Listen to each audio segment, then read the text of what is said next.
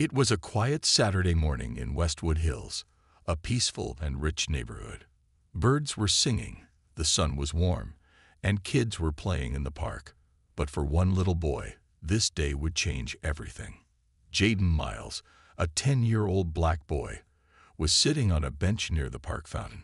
He had short curly hair, bright eyes, and a small bag of breadcrumbs in his hand. He was feeding the ducks, smiling softly as they quacked and moved closer. He was not hurting anyone. He was just enjoying his weekend. But someone was watching him. Across the street, inside her big white house, Mrs. Turner stood behind her window. She was in her late 50s, wore pearl earrings, and always held her chin high like she was better than others. She stared at Jaden with sharp, angry eyes. "Who is that child?" she muttered. "He doesn't belong here." She didn't see a sweet little boy. She saw someone suspicious, someone who, in her mind, was dangerous just because of the color of his skin. She picked up her phone and dialed 911. "Yes, hello," she said in a fake scared voice. "There's a young black boy in our neighborhood. I don't know what he's doing. He keeps looking around. I feel unsafe." The operator asked, "Is he armed?" "I don't know," Mrs. Turner lied. "He might be. He's acting strange." Within minutes, 2 police cars pulled into the street, sirens off, lights flashing. People nearby stopped walking. A man paused his jogging. A little girl dropped her ice cream.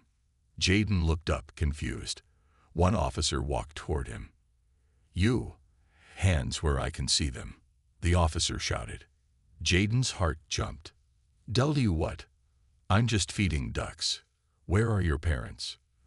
The second officer asked. Jaden stood slowly, scared. "My mom's at work. I live just 10 minutes from here." "Don't lie to us," the first officer said. "Someone called and said you were acting suspicious." "I wasn't doing anything," Jaden cried, voice shaking. "I promise." From her window, Mrs. Turner watched with a smile. She sipped her tea like she had done a good thing. The officers checked Jaden's backpack. It only had breadcrumbs, a water bottle, and a small comic book. Still, they didn't let him go. "What's your full name, kid?" the second officer asked. "Jaden Miles," he said, wiping a tear from his face. Suddenly, the first officer's eyes widened. "Wait, Miles," he whispered to himself. "Yeah," Jaden said softly. "My mom is Dr. Amelia Miles." The officers looked at each other. Silence fell for a second. "Oh no," the second one muttered. "This is going to be bad." The first officer stepped back and pulled out his radio. "Dispatch, we need to confirm a detail. This boy's mother is listed as Dr. Amelia Miles. Do you copy?" There was a pause on the radio. Then a reply came. "Confirmed. That's correct. She's cleared at the federal level. Government advisor." Both officers suddenly looked nervous. "Okay, son," one of them said, more gently now. "We're going to call your mom, all right?" Jaden nodded, still shaking. One officer called the number Jaden gave. It rang once, twice. Then a strong voice answered. "This is Dr. Amelia Miles. Who is this, and why are you calling from my son's number?" The officer spoke carefully.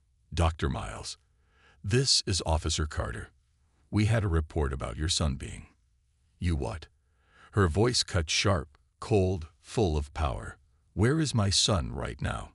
"He's safe," the officer said quickly. "It was just a misunderstanding. I'm on my way. Do not move him. Do not touch him again.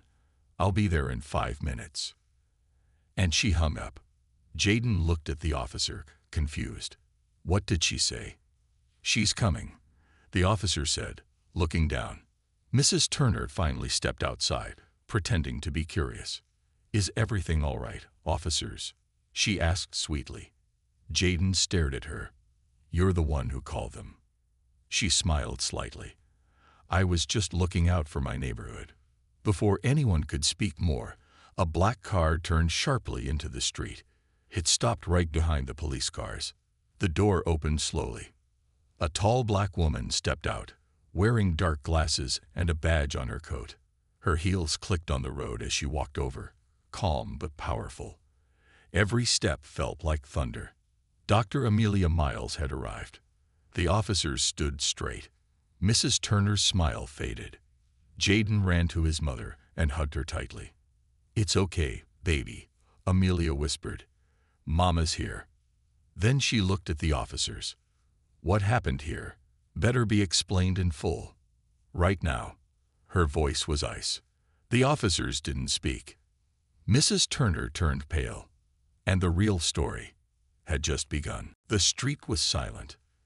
Everyone was staring at the tall woman now standing beside her son. Her name was Dr. Amelia Miles, and people knew that name. Some had seen her on the news. Others had read about her work. Lawyer, human rights advisor, a powerful woman who had fought for justice across the country. But right now, she was just one thing: a mother. She placed her hand gently on Jaden's shoulder.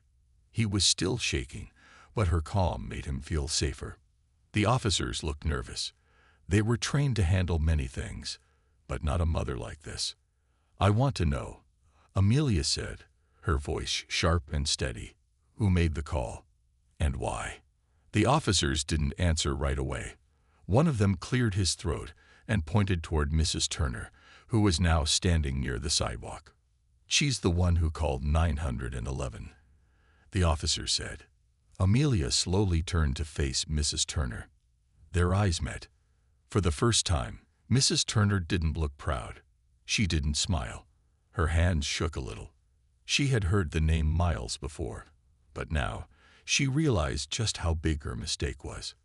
"I made the call," Mrs. Turner said, trying to stay calm.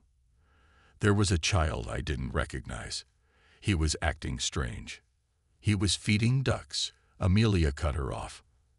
"I didn't know that," Mrs. Turner said quickly. "He looked suspicious. This is a private neighborhood." Amelia took a slow breath. "My son is 10 years old. He was sitting peacefully with breadcrumbs in his hand.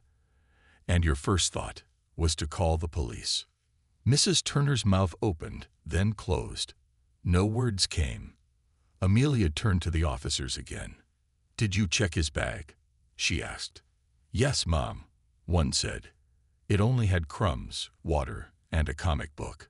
"And yet," Amelia continued, "you still held him, scared him, shouted at him like he was a threat." The officers looked down, guilty. Jaden was quiet. He watched his mom speak with power, but he still felt confused. "Why did she do this, Mama?" he asked softly. Amelia knelt beside him, held his hand. "Because some people judge with their eyes," she said gently, "not with their hearts." Then she stood back up and faced the officers again. "I want the 911 call recording." Every word she said. "Right now." The lead officer nodded. "Yes, Dr. Miles. I'll get it from dispatch." He stepped away to make the call. Amelia looked at Mrs. Turner again. "You live across from this park." Mrs. Turner nodded slowly. "And you've never seen my son before?" Mrs. Turner hesitated. I may have seen him once or twice." "So you knew," Amelia said coldly. "You knew he was a child. And still, you made that call." Mrs. Turner's voice cracked. "I just wanted to keep the area safe." "From a 10-year-old?" Amelia asked. At that moment, the officer returned with a tablet. "We have the recording." "Play it," Amelia said. The officer pressed a button. Mrs. Turner's voice came through loud and clear. "There's a young black boy in the neighborhood. He's sitting alone, looking around. I feel unsafe. He could be armed." Jaden's face changed as he listened. He looked at the woman who had called the police on him. He didn't understand. What had he done wrong? Amelia's jaw tightened. "Enough," she said. The officer stopped the audio. She stepped closer to Mrs. Turner. "My son could have been hurt. One wrong move, one scared reaction, and this could have been a tragedy. You don't understand what you risked today." Mrs. Turner looked down. She couldn't meet Amelia's eyes. "Go back inside," Amelia said quietly. "You've done enough." Mrs. Turner slowly turned and walked back into her house, her head low. Amelia looked at the officers one more time. "This is not over. I will be filing a report, and you will hear from my legal team." "Yes, ma'am," one officer said. She took Jaden's hand gently. "Let's go home," she whispered. Jaden nodded. "Can I still feed the ducks later?"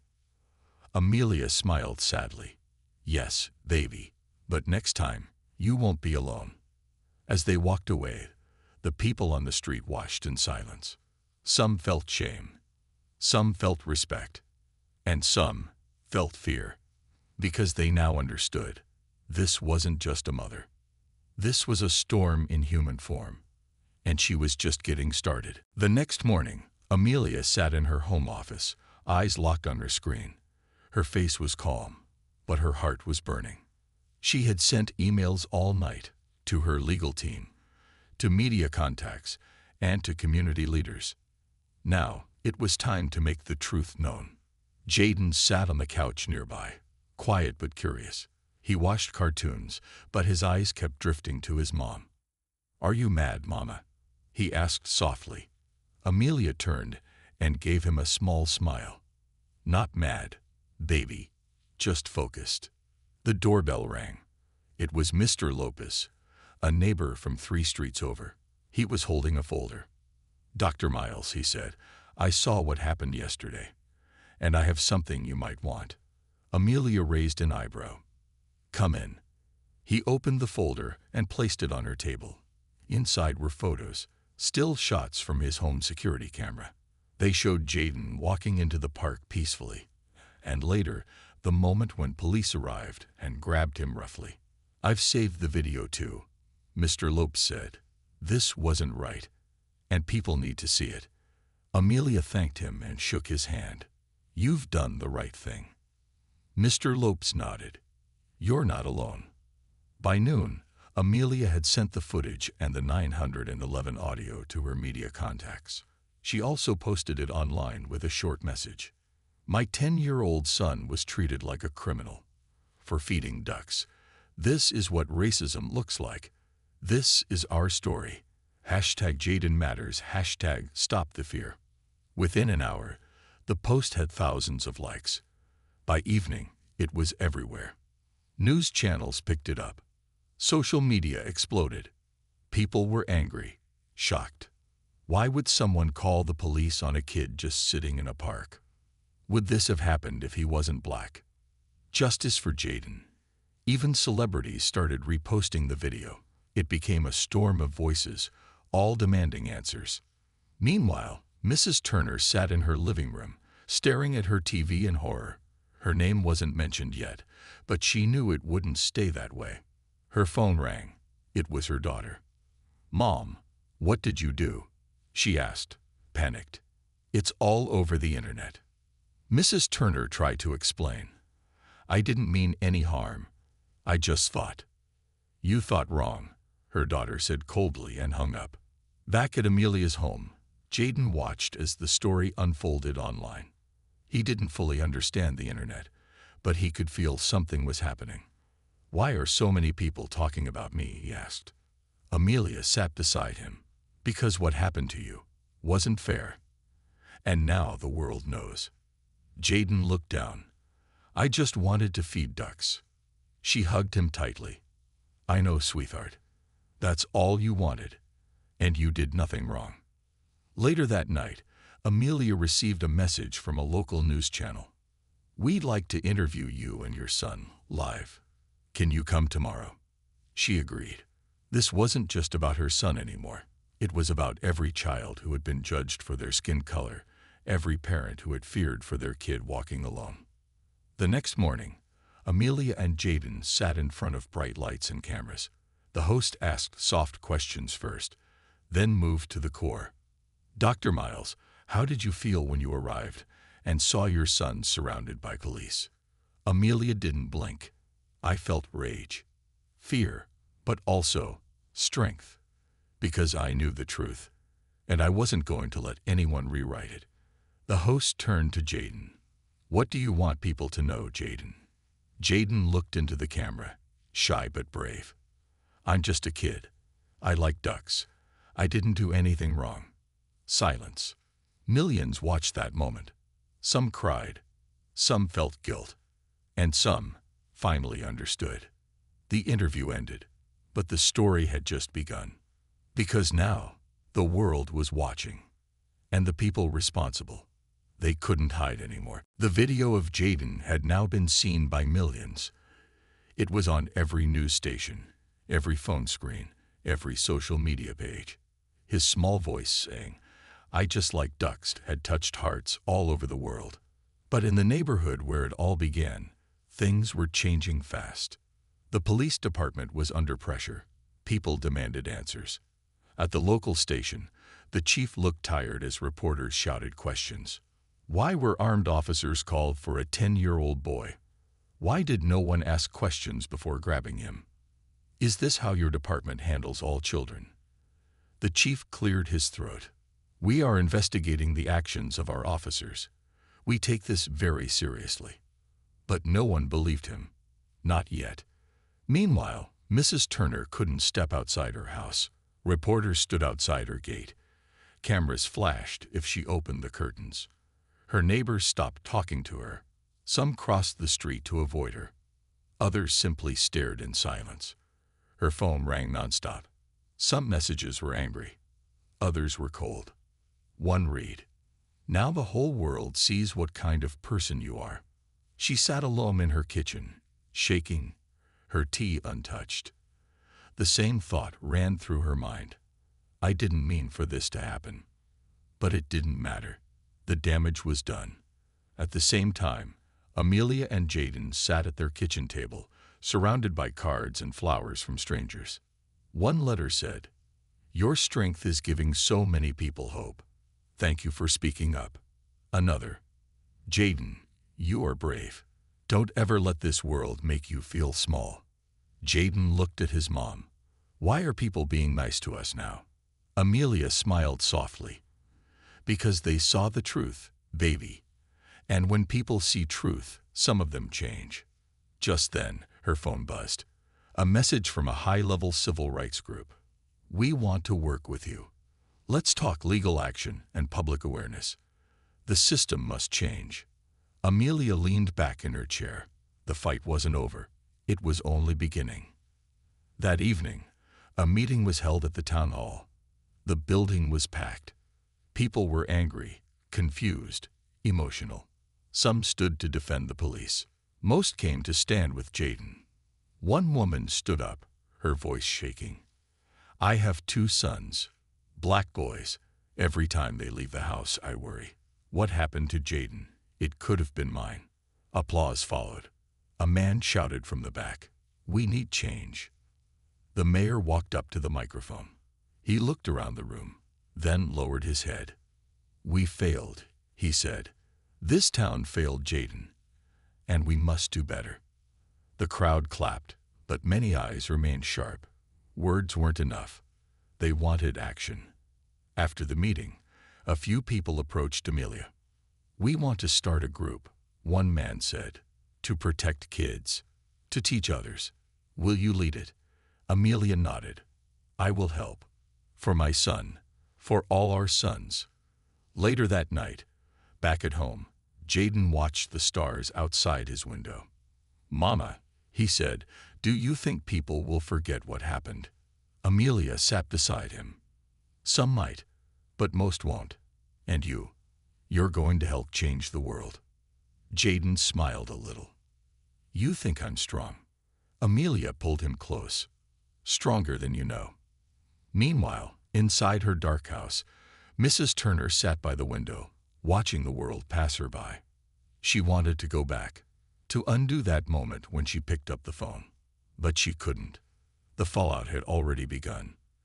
And the truth, it wasn't going away. It was a quiet morning. Birds chirped, the wind was soft. But inside Jaden's house, everything was still. Amelia was sitting with her lawyer at the kitchen table, going through the latest offers. Big news channels wanted more interviews. Civil rights groups wanted her to speak at their events. A book deal was even on the table. But she wasn't thinking about fame. She was thinking about justice and about healing. Jaden played in the living room, trying to smile. But something had changed in him. He was more careful now, quieter, like a shadow had fallen on his heart. The doorbell rang. Amelia stood up slowly. She wasn't expecting anyone. When she opened the door, her eyes widened. It was Mrs. Turner. She looked different, tired, pale, her hands shaking slightly. No camera crew followed her. No reporters. She was alone. Behind Amelia, the lawyer stood up. "Do you want me to?" "No," Amelia said quietly. "Let me talk to her." Mrs. Turner took a deep breath. I came to say something. If you'll let me." Amelia crossed her arms. "Go ahead." "I was wrong," Mrs. Turner said. Her voice cracked. "I made a horrible mistake. I assumed the worst, just because your son looked different." She paused. "I thought I was doing the right thing. But now, I see how much harm I caused." There was silence. Jaden peeked from behind the couch and saw the woman. His eyes went wide, and he stepped back. Mrs. Turner's eyes filled with tears. "I know saying sorry doesn't erase the pain, but I am sorry, deeply." Amelia didn't speak for a moment. Her eyes were sharp, but her voice was calm. "You didn't just hurt my son," she said. "You showed the world what quiet racism looks like." "I know," Mrs. Turner whispered, "and I hate that it came from me." Amelia looked down, then back up. "So what do you want now?" "I want to help," she said. "Not for people to forgive me. Not for attention. I want to do something real. To make things better." Amelia didn't answer right away. She glanced at Jaden, who was still watching. She saw the fear in his eyes, the confusion. "No child should feel unsafe in their own neighborhood," she said. "You want to help. Start there." Mrs. Turner nodded slowly. "I will." She turned to leave, but paused. "Thank you for even listening." Then she walked away. Later that day, Amelia sat down with Jaden. "She said sorry," he whispered. "Yes," Amelia replied. "Do you believe her?" Amelia thought for a long time. "I believe people can learn," she said, "but learning must come with action." Jaden nodded. "Okay." That night, a new video went viral, but it wasn't about pain. It was about a community meeting where Mrs. Turner stood beside Amelia and told her story. "I was wrong," she said to the crowd. "I judged a child. That's the truth. But now I want to change and help others see what I failed to see." Some people clapped. Others stayed quiet. But a shift had begun. Mrs. Turner donated money to youth programs. She volunteered to help clean parks, repaint old school walls, and attend diversity training. Some still hated her. Some called it too late. But Amelia told her followers something important. When someone opens their heart and chooses to grow, we must not close the door forever. Healing is part of justice too. Jaden smiled more that week. He went back to the park, with friends this time. And when a little boy walked up to him and said, "You're the duck kid," Jaden laughed. "Yeah," he said, "that's me." The pain was still there. The scars were fresh. But a seed of hope had been planted. And even in the middle of sorrow, something good had begun. A week passed. Then two. Jaden's story wasn't just news anymore. It had become a movement. People from around the world were talking about it. They weren't just sharing the video. They were having real conversations. In schools, teachers showed the video and asked students, "What would you have done?" In offices, employees held meetings about bias and fairness. In small towns and big cities, people started looking at themselves more closely. And all because of one quiet boy, and a moment that could have broken him. At home, Jaden sat by the window, watching a bird hop across the grass. "Why do people care now?" he asked his mom. "Because the truth is powerful," Amelia said. And when people see truth, they feel something. That feeling becomes change. Amelia's phone buzzed again. It was another request, this time from a big school in New York. They wanted her to speak to students and staff, to share her story, to talk about how one moment can reveal everything that's broken and how it can be the start of fixing it. She looked at Jaden. "Want to come with me?" Jaden looked unsure. "Will they look at me funny?" "Maybe," she said honestly, "but they'll also listen, and they'll learn." Jaden nodded. "Okay, let's go." Their trip was short, but powerful. Jaden stood on a big stage, a little nervous, holding his mom's hand. A teacher introduced them to the crowd. "This is Jaden. You may have seen the video.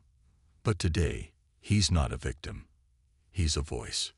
Jaden took a deep breath and spoke. "I didn't do anything wrong.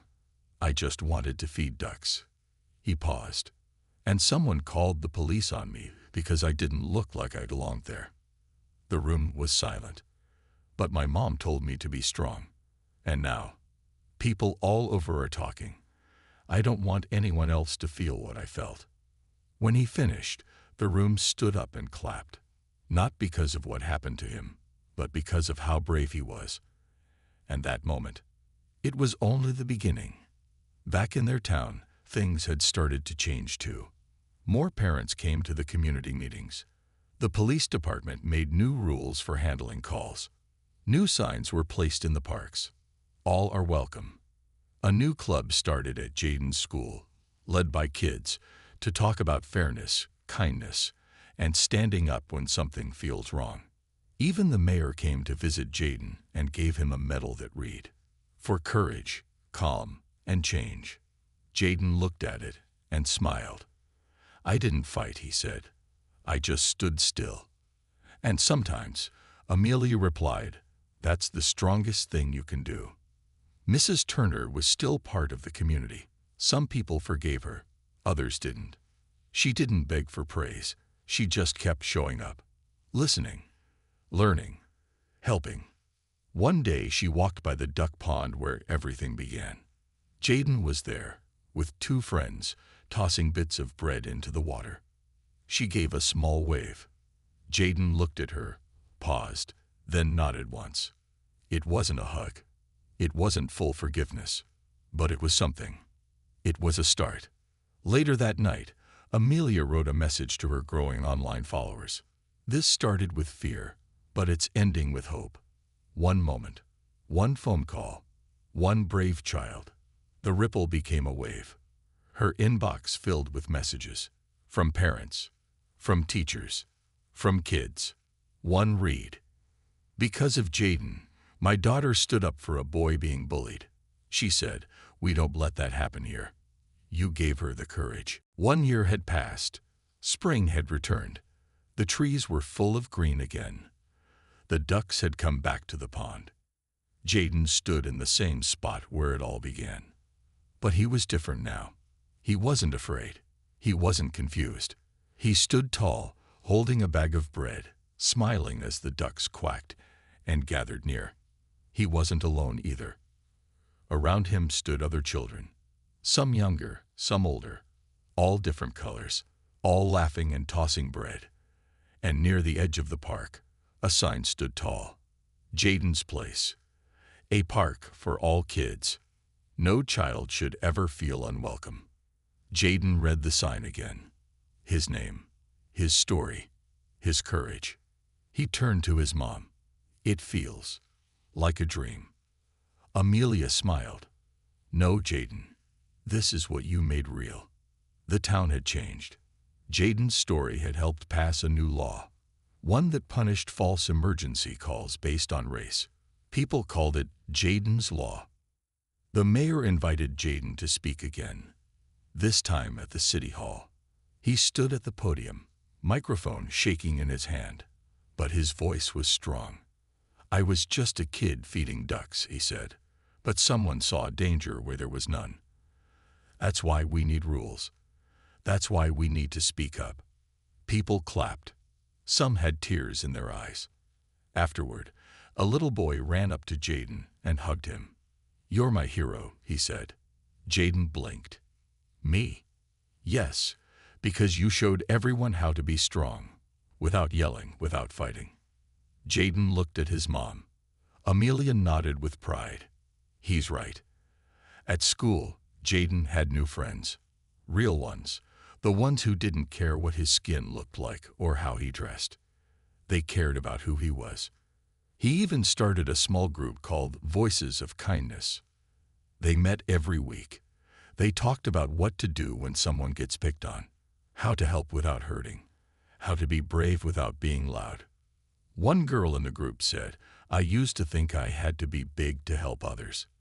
But Jaden showed me I don't." Jaden smiled. "You just have to care." One Saturday afternoon, Amelia received an invitation. It was from a big city. A school named after a famous leader wanted to honor Jaden with an award. Not for surviving, but for leading. At the event, Jaden stood on stage next to scientists, doctors, and community heroes. When it was his turn to speak, he said something simple. "You don't need a cake to be strong. You don't need powers to be a hero. You just need to do the right thing, even when it's hard." The crowd stood and clapped for a long time. His mom cried quietly in her seat. And what about Mrs. Turner? She never disappeared. She worked quietly in the background, speaking in workshops, writing letters to parents, helping change policies in her old neighborhood. She even helped raise money to build Jaden's place, the park that welcomed every child. She still felt the weight of her mistake, but she used it to do better. One day, she mailed Jaden a small note. "Thank you for not closing your heart. Because of you, I learned how to open mine." Jaden read it. He thought for a while. Then he placed the note in a small box labeled "Important Things." The sun set over the park that evening. Jaden sat on a bench next to Amelia. The ducks swam slowly in the pond. Children laughed in the background. Everything felt calm, peaceful, safe. Amelia turned to him. "Do you know what today is?" Jaden shrugged. "What?" "The day everything changed. 1 year ago." Jaden fought back. The fear, the flashing lights, the loud voice on the phone, his small hands up in the air. Then he looked around. The ducks, the sign, the smiles, the hope. "It didn't just change," he said. "It got better." Amelia kissed his forehead. "Yes, it did."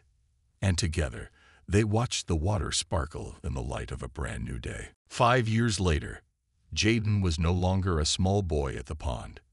He was taller now, older, his voice deeper, his eyes wiser. But the world still remembered him the same way. The boy who stayed calm. The boy who stood strong. The boy who made a difference. Jaden stood at a university podium, looking out at hundreds of students. He was now a youth speaker, invited to schools and colleges to talk about his story. Not because he was famous, but because his story still mattered. He cleared his throat and began.